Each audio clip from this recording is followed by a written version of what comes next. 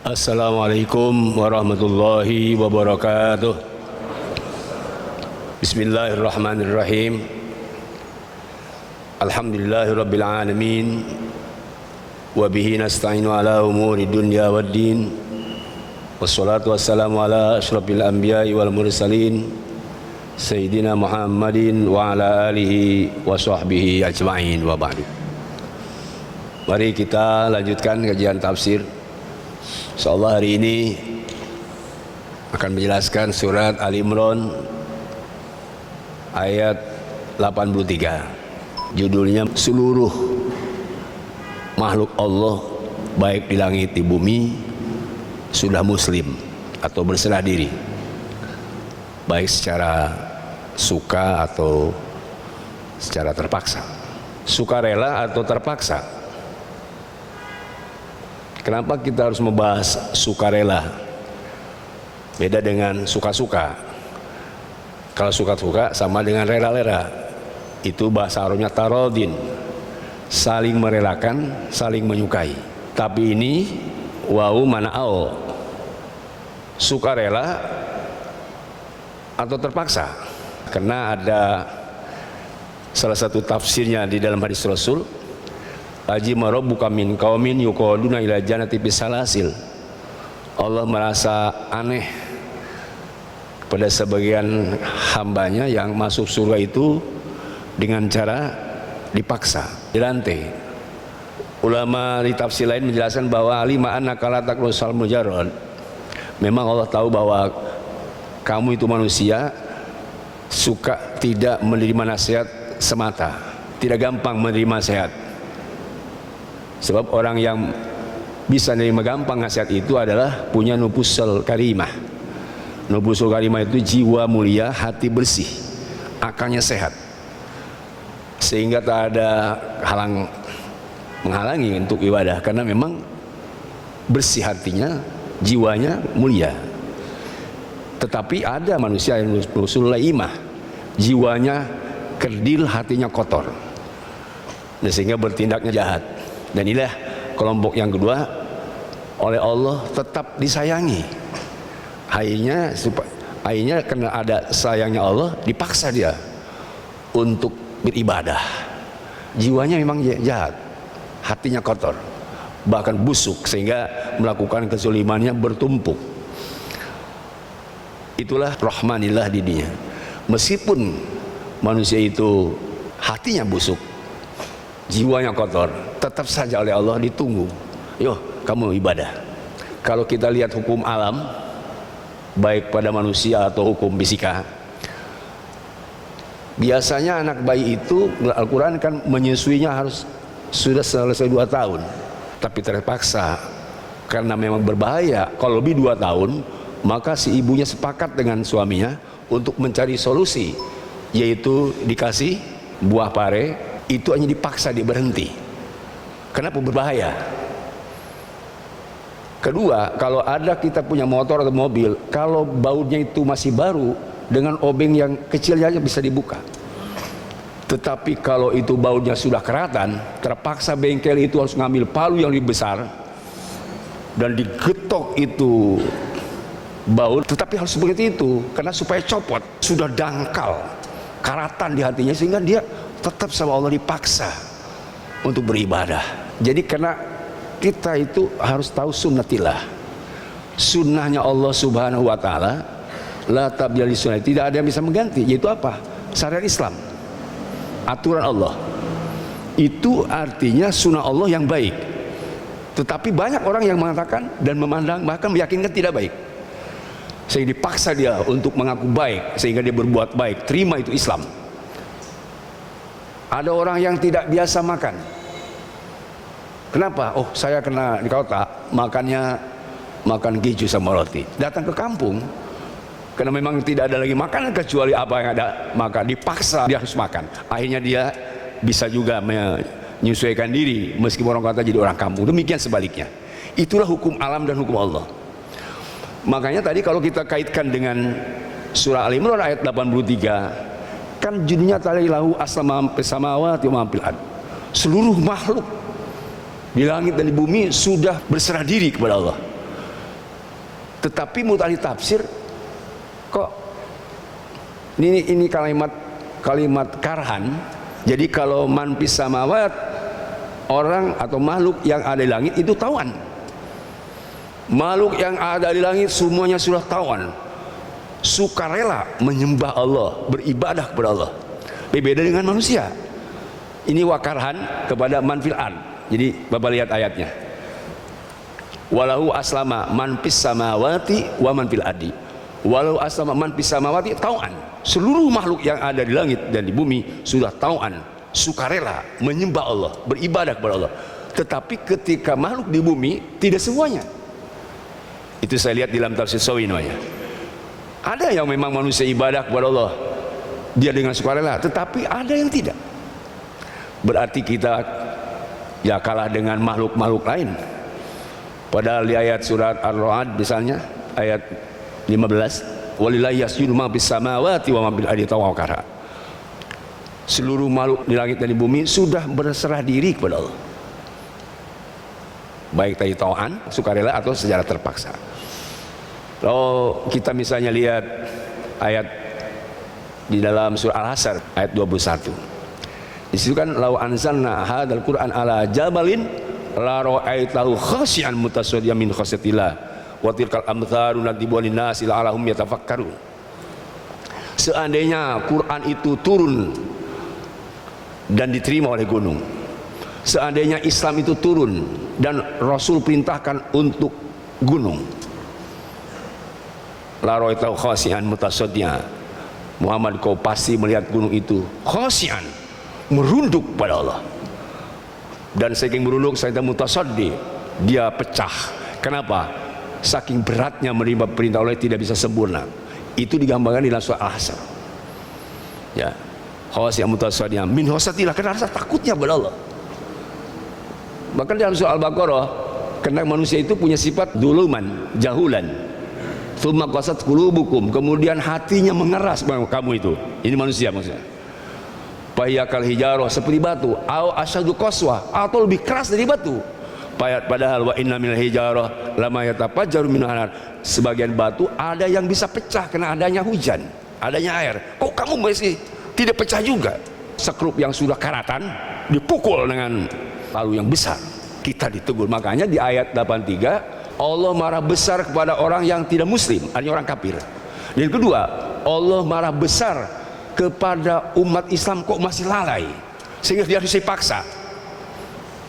Sayangnya Allah begitu marah Bang, kepada orang-orang non muslim. Ini di ayat ini. Makanya dalam tafsir Ibnu Katsir juga itu Allah marah, munkiron, marah kepada orang-orang kafir yang masih mencari agama selain Allah. Tadi terjemahnya orang yang masih suka, senang di dalam selain Islam,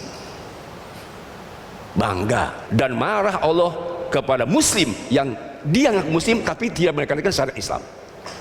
Itu tafsir kontemporer. Kalau teksnya dari Allah marah kepada orang kafir karena dia tidak muslim, dan kedua Allah marah kepada muslim tetapi tidak melaksanakan syariat Islam. Makanya apa man ghairu dinillah yabgun tadi, sampai didahulukan ghairillah dinillah. Banyak manusia yang kafir, satu. Kedua, yang muslim banyak orang yang tidak islami. Dalam bahasa, apakah masih dicari-cari agama yang lebih baik daripada agama mereka? Gak ada. Inna dina indal Islam, itu jawabannya.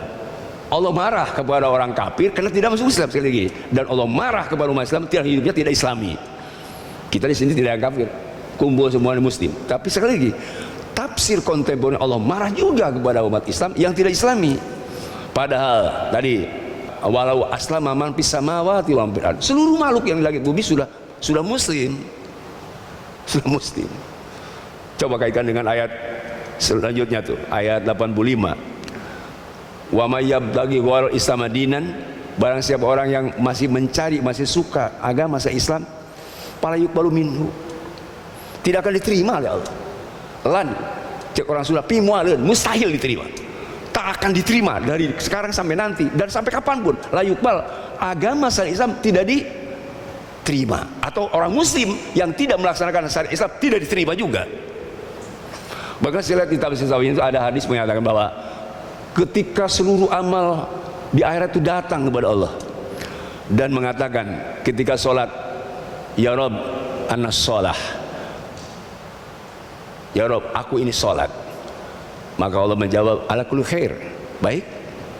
Dan lagi puasa, ya Rob anas shaim, aku ini puasa, maka jawab Allah ala kulli khair, baik. Semua amal-amal soleh datang kepada Allah untuk diberikan kepada pemiliknya, ashabnya yang sudah melaksanakan kebaikan di bagian itu.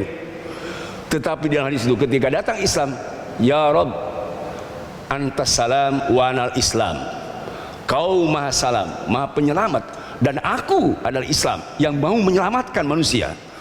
Maka kepada Allah menjawab, bika, dengan sebab kau akhidun, aku akan menyiksa karena dia tidak muslim, dan atau muslim dia tidak islami. Dan mungkin bagi orang yang melaksanakan Islam dengan islami, wa anal radin, aku ridho dan akan memberikan pahala yang sebesar-besarnya. Ini saya lihat hadisnya dalam hadis Ibnu Katsir. Jadi saya kira dengan ayat ini kita diperingatkan sebenarnya oleh Allah, tidak boleh kita sebagai muslim tapi tidak islami.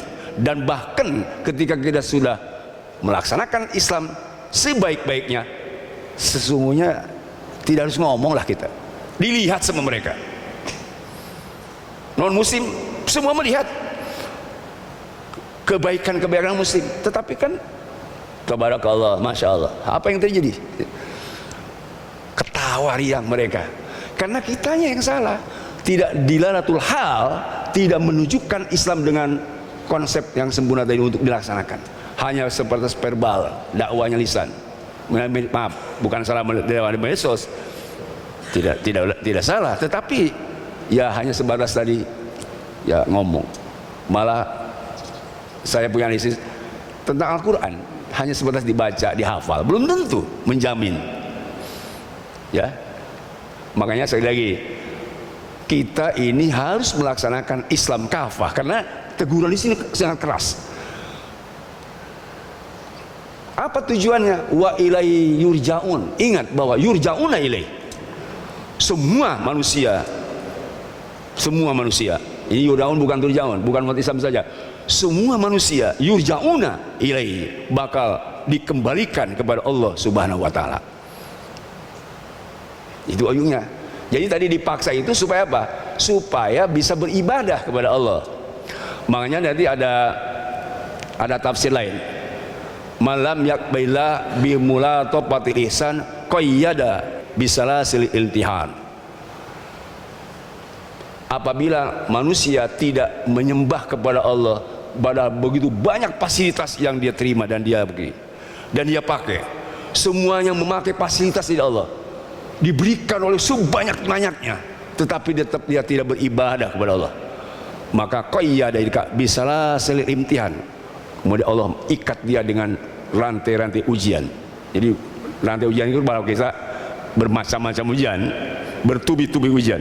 Makanya kalau kita lihat surah Al-Baqarah yang sedih baca ujungnya innalillahi wa inna ilaihi rajiun, kan sebenarnya walanabluwanakum bisyai'in, sungguh kami uji kamu umat Islam bisyai'in, dengan sedikit bisyai'in minal khauf, rasa takut apa ya, mungkin takut tidak makan, takut tidak minum, takut tidak sejahtera, takut sama istri, ya, bukan takut sama Allah, bukan, takutnya yang lain. Kalau takut sama Allah bukan ujian, itu harus wajib. Ini mah takutnya kepada dunia materi, sedikit rasa takut, walju, kemudian sedikit kasih lapar, wanaksimil amwal, harta kurang, buah-buahan tidak subur, belum dicuri, baru sedikit. Harusnya panen raya tidak jadi, harusnya untung 5 juta datang 4 juta, baru sedikit, belum besar, belum. Wal aulad bila amwal wal ambus, diri kita belum sakit penyakit kronis, baru sedikit sakit kepala, sakit perut, baru sedikit saja. Itu ujian sedikit-sedikit itu ya, sedikit-sedikit ujian yang tidak besar, bisain itu isim nakirah, sedikit saja.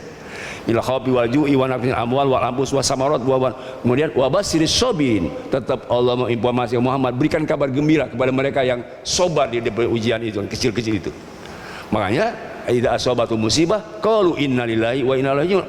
Orang yang sobar tadi kepada ujian dari Allah itu, dia mengatakan innalillahi wa inna ilaihi rajiun. Ini karena hadisnya memang di waktu malam, kemudian lampunya mati. Innalillahi wa inna ilaihi rajiun. Kata istri saya, ya Rasulullah, kenapa hanya sebatas lampu mati kok innalillahi wa inna ilaihi rajiun? Rasul bersabda, kullu ma asala mu'min fahuwa musibatun. Setiap yang menimpa kepada umat Islam semuanya musibah. Apa itu musibah? Ujian dari Allah. Tadi bisalasil imtihan. Karena dia tidak bisa balik kepada Allah dengan ujian sedikit, akhirnya ditambah ujiannya. Ditambah ujiannya, bukan hanya sakit pilek, bukan hanya sakit perut kronis, sakit beteng perut, sakit kepala, diabetes, darah tinggi, pokoknya numpuk penyakit itu. Ini ujian yang paling tambahan dari penyakit yang kecil. Hartanya bukan hanya sekadar tidak untung 4 juta jadi 3 juta, bukan. Hilang dicuri orang. Bahkan bukan hanya hartanya, mobilnya kebakaran, rumah kebakaran, istri pulang, sawah banjir, tidak ada yang tersisa. Ini ujian agak sedikit besar. Belum yang besar. Ujian besar manakala dia keluar dari dunia tidak membawa iman. Luar biasa itu. Makanya ya nasihat dari saya, tahu memang kita kadang-kadang tidak menerima nasihat yang mudah. Quran dibaca, coba mau balik banyak, semua ustaz diundang, tapi itu sadar-sadar. Dimulai UAS Ustaz Abu Somad, UAH Ustaz Hadi Hayat, UAT Ustaz Al Amyu, WIL Ustaz Imuladuni, udah Ustaz Dunia Akhirat, diundang semua, turut-turut. Nah di sini orang marah tuh. Akhirnya sekarang diundang ustadznya dari malaikat namanya Acroil. Coba kalau sudah undang begitu bagaimana kita? Turun saja, nasihati. Ya, itu adalah kematian. Makanya kematian itu sebetulnya ada preambel, Pak. Preambel sakit tadi itu. Kalau matul pajah mati mendadak, mudah-mudahan ke surga langsung. Tapi yang iman ya, diuji itu kematian itu ada preambelnya, kita bilang mati. Makanya kemarin ketika saya menjaga kematian, ada ustad nanya kepada saya, Pak Kiai, benar itu ada kematian? Katanya kematian nanti aja waktu dibahas, dibangkitkan. Sekarang nggak mati katanya, pindah doang. Loh, saya bilang dari mana? Kullu nafsin dha'iqatul maut, semua manusia merasakan mati. Terasa itu ada yang ringan, ada yang berat. Ada yang tidak sama sekali terasa secara fisik, tidak terasa. Itu kan dha'iqah itu perasaan secara manusiawi, Pak. Terasa sakit, terasa. Nah, lalu bagaimana Pak Ustaz? Iya, itu mati dari apa?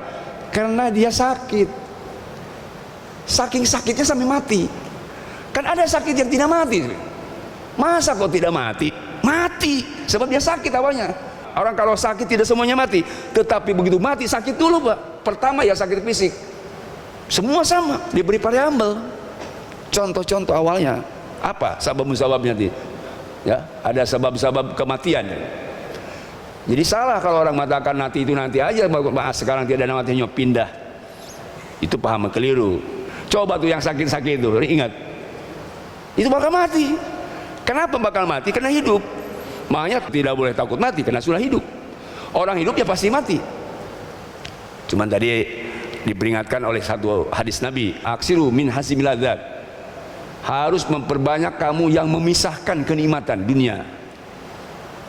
Aksiru min hasimil ladzat, harus sering kamu mendapatkan nasihat dari yang memisahkan kenikmatan.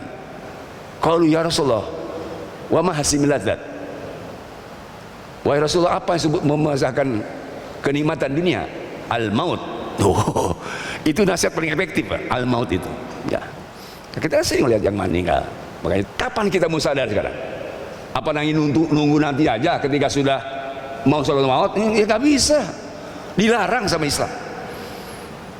Salah satu orang yang menyesal ketika dia nanti di waktu sakaratul maut kan tidak amal soleh.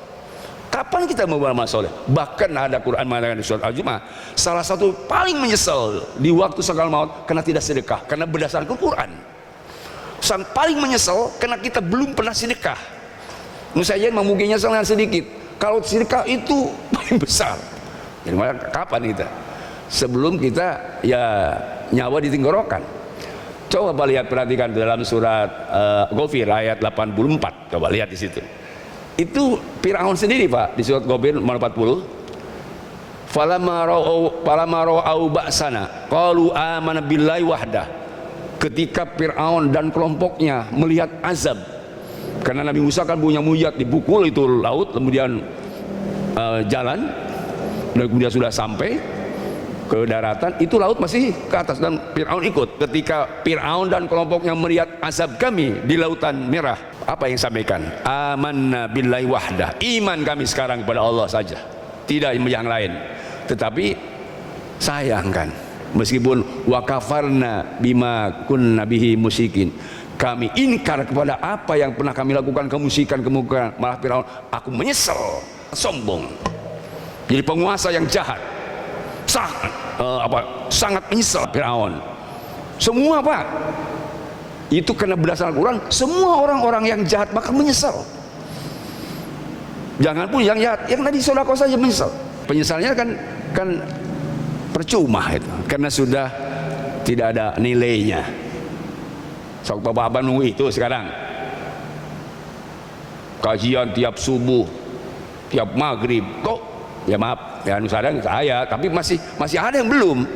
Kan kalau saya lihat masjid yang bagus begini, jamaah banyak, kan tidak segini yang ngaji. Kalau sadar, sebab mereka itu akan mati semua. Mungkin kena egonya. Apalagi ada sahabat sombong, nggak mau saya ngaji, saya juga bisa. Bahkan saya sering sekarang nih mengenai ada orang saya tanya kenapa gak ngaji, cukup saya di medsos juga, saya sering lihat di WA.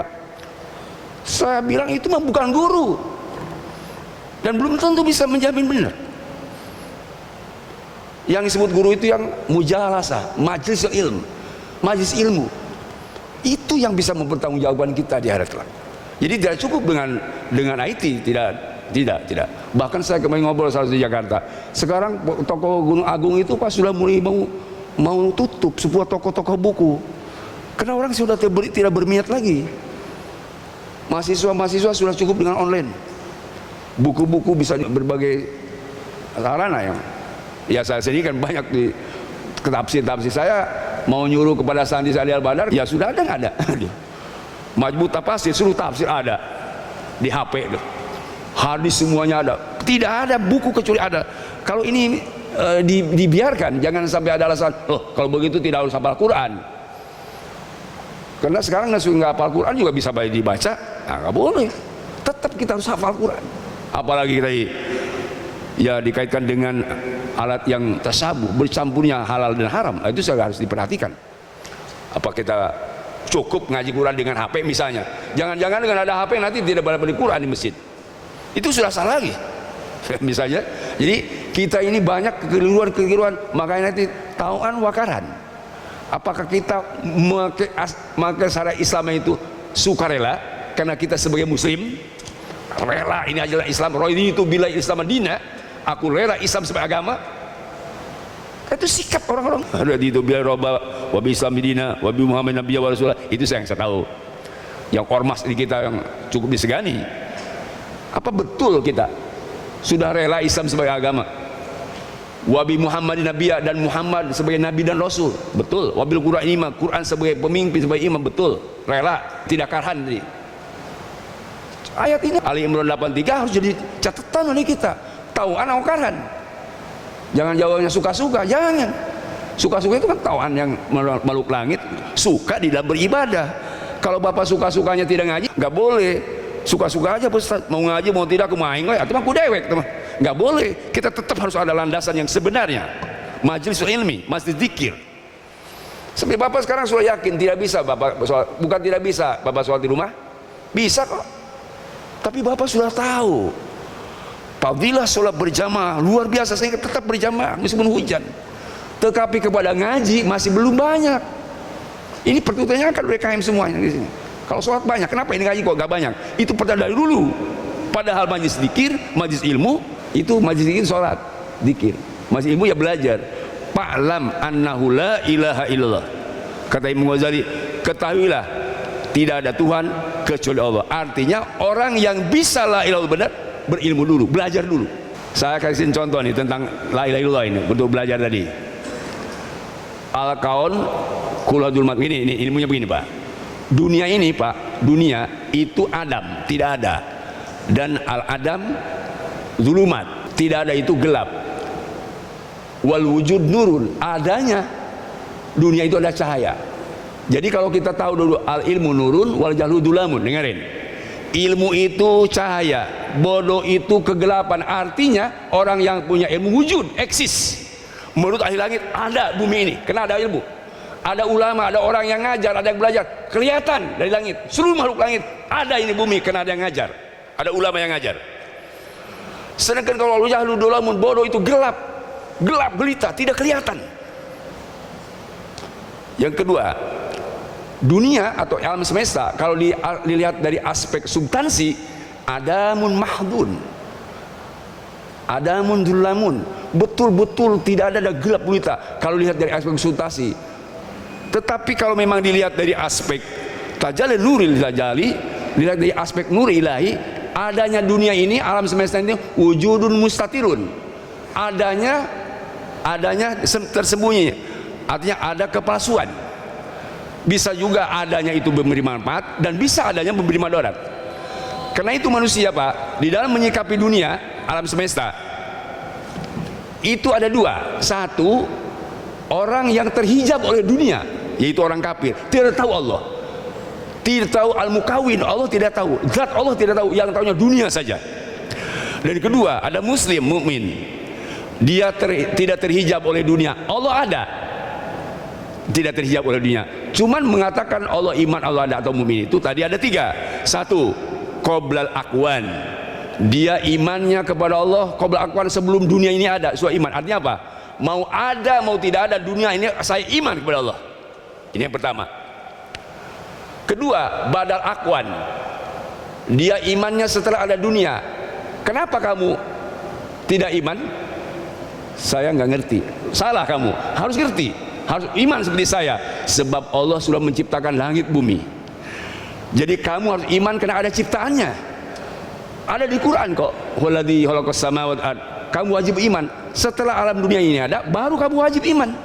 Itu yang kedua. Jadi yang kedua apa? Mukminnya itu karena dia melihat alam, membaca Quran. Setelah ada dunia, baru dia iman. Ada dalilnya, ada tandanya. Tetapi ada yang ketiga, Pak. Orang mukmin itu disebut al-ma'iyah. Ma'iyah itu ma'al akwan, dia meyakinkan ma'al akwan, Allah itu bersama akwan, bersama alam semesta, tapi bukan itisol intisol, bukan rapat dan bukan berjauh, dan juga bukan dekat, bukan jauh, bukan atas, bukan bawah. Sebab kalau dekat itu hanya mana tempat, juga tidak menunjukkan waktu kapan adanya, tidak. Jadi makanannya tempat dan zaman, waktu itu adalah sifat manusia, makhluk. Allah tidak memiliki tempat, Allah tidak memiliki waktu, Allah tidak terkurung kepada waktu dan tempat. Itu dalam tauhid, Pak. Sekarang Bapak semua masih banyak orang yang salah. Saya contohkan misalnya bagaimana, Pak, kalau Bapak sekarang mencari uang itu suka dapat berapa, saya serahkan, bagaimana yang di atas aja dah. Salah. Ada orang pemuda ditanya, kapan kamu nikah? Bagaimana yang di atas aja. Itu salah. Sebab kalau di atas berarti Allah punya tempat. Allah tidak punya tempat, bukan di atas. Itu paham mereka. Salah kita mengatakan Allah punya tempat, seperti mengatakan Allah di atas. Kalau Ar-Rahmanu ala arsyis istawa, Allah ala arsyis istawa, ada di aras mengurus, bukan Allah bersemayam. Meskipun mengatakan bersemayam, tapi bersemayamnya yalikubi, yang pantas kepada Allah. Jangan ditingkatkan bersemayamnya seperti nyendernya orang di kursi atau tidur di kasur. Kalau masih bertingkat Allah seperti tidur di kasur dan nyender di kursi, berarti itu masih ragu imannya. Makanya ulama yang benar adalah takwil Ar-Rahmanu alaihi salam, Allah berkuasa di aras.